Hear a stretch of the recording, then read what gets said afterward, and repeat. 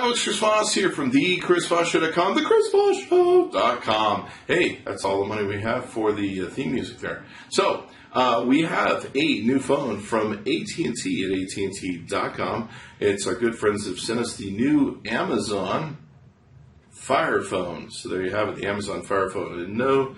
This is in the box. It's not invisible. So, what this is a really cool new phone that's put out by Amazon, at least spec-wise, and it's got several different features. Firefly, dynamic perspective, 32 gigabytes in Dolby. So, how about them apples? So, what we're going to do is go ahead and review the phone. Be sure to give us a like, subscribe to us on YouTube. Okay, so let's get into the Amazon Fire Phone. Now, I'll talk about some of my opinions here in a bit, what I thought of it, what I found after using it, and stuff like that. But let's get into some of the specs to start off. Now, the specs on it are very good. It's got some really good stuff on it. In fact, a lot of stuff is actually better spec-wise than the Apple iPhone 5S. But we'll talk about what I think about it here in a bit. Now, let's get into it. It's got Android 4.2.2 basically on it, or what you might call Fire OS 3.5 UI that's built on top of the Android.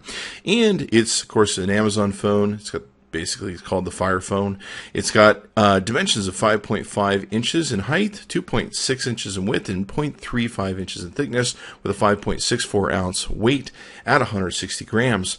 That's a 4.7 inch screen to use, 720 by 1280 pixels, 315 ppi, which is really nice, 16.7 million colors. The camera comes in with 13 megapixels, and camcorder only had 1080p HD with 30 frames per second.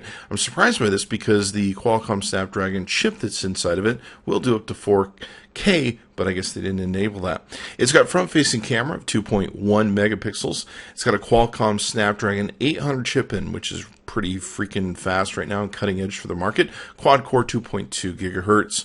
And it comes with 2 gigabytes of RAM. And the battery time, you're looking at 22 hours talk time, standby 11.9 days, and 2400 milliamp hour battery, which is pretty good. It's not as high as some other Android products that are out there, but this is a very beautiful, solid build, especially for 4.7 inch in screen size. It does have, of course, your usual stuff, the NFC, things of that nature, and all that cool stuff. Now, it's got several innovations that are very interesting on it. It's got 4 cameras around it, and basically this gives you kind of a 3-dimensional spin, if you will, or dynamic spin, where the screen moves when you move it around. You've probably seen some of this going on as we go through it.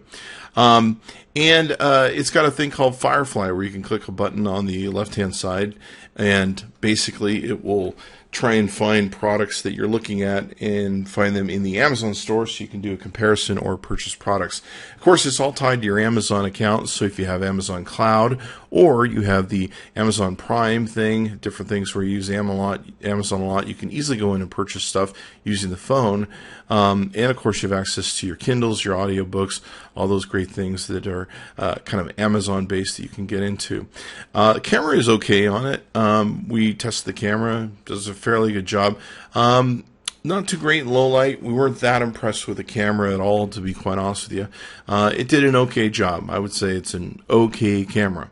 It does have 13 megapixels. It's fairly limited on the settings and different things you can do with the camera, so that was a disappointment also.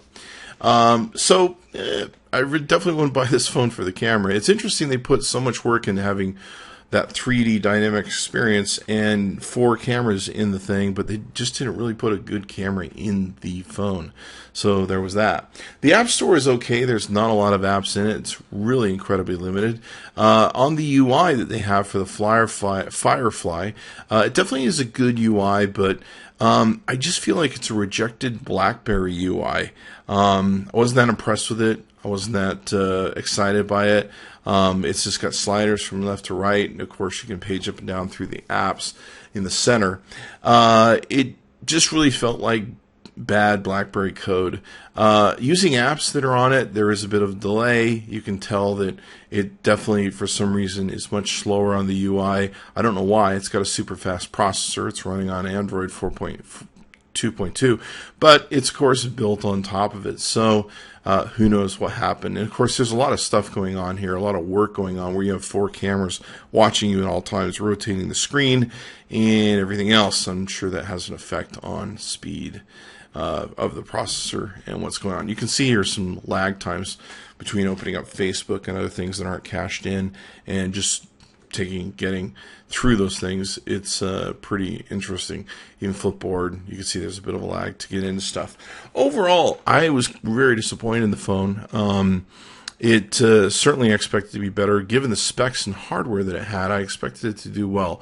It does great watching movies. It does great interacting with apps, as you can see here. A little on the slow side sometimes on the startup, and maybe a little bit of jigginess every now and then going through an app or going through something. And overall, it's a rock-solid phone when it comes down to spec, feel, how it's built. It's beautifully built, rock solid.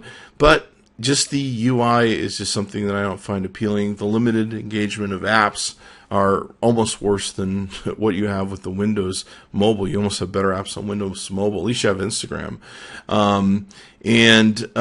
Overall, I just wasn't that excited. Now, if you're a hardcore person that loves Amazon, which is ironic because I am a hardcore person who loves Amazon. I buy almost everything I can through the Amazon Prime store. I don't use the movies that much, but I'm sure there's families that do.